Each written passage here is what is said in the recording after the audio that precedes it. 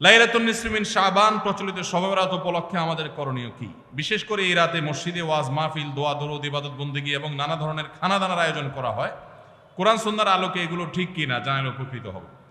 ভাইরা আমার, লাইলাতুন নিসফি মিন শাবান যেটাকে আমরা শবে বরাত বলি, এই লাইলাতুন নিসফি মিন শাবানে আল্লাহ তাআলা হিংসুক এবং মুশরিক ছাড়া বাকি মানুষদেরকে, বাকি মুসলমানদেরকে আল্লাহ তাআলা সাধারণ ক্ষমা ঘোষণা করেন মর্মে একটা হাদিস আছে।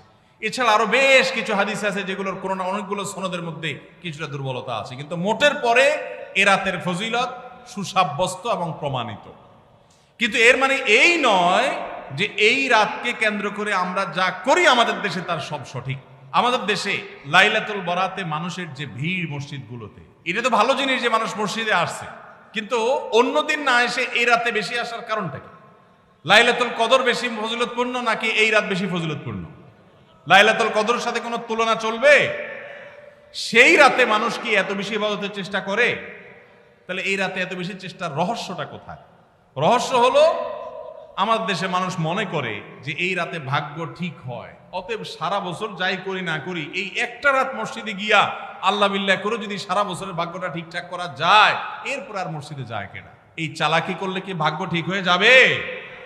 ভাইরা আমার, লাইলাতুন নিসফি মিন শাবানকে কেন্দ্র করে বহুবিধ বিদআত, বহুবিধ বাড়াবাড়ি, বহুবিধ কুসংস্কার আমাদের সমাজে আছে।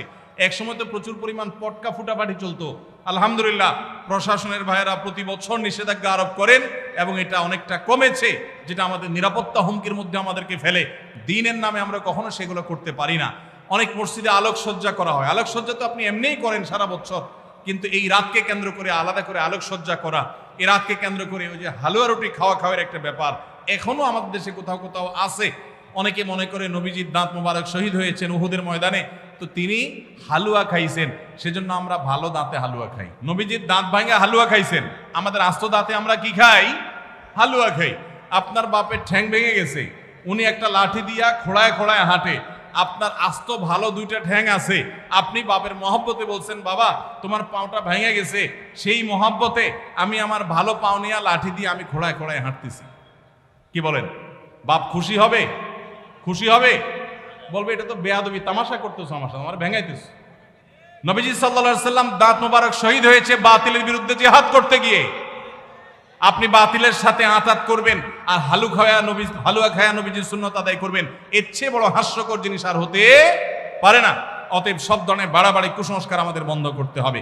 এমনকি এই রাত উপলক্ষে মসজিদে দোয়া দরুদের জন্য সমবেত হওয়া, এ রাতে মানুষকে ডাকাডাকি করে একেবারে এই রাতের ফজিলতের জন্য মসজিদে সবাই একত্র হওয়াকে যারা জরুরি মনে করেন তারাও ভুলের মধ্যে আছেন।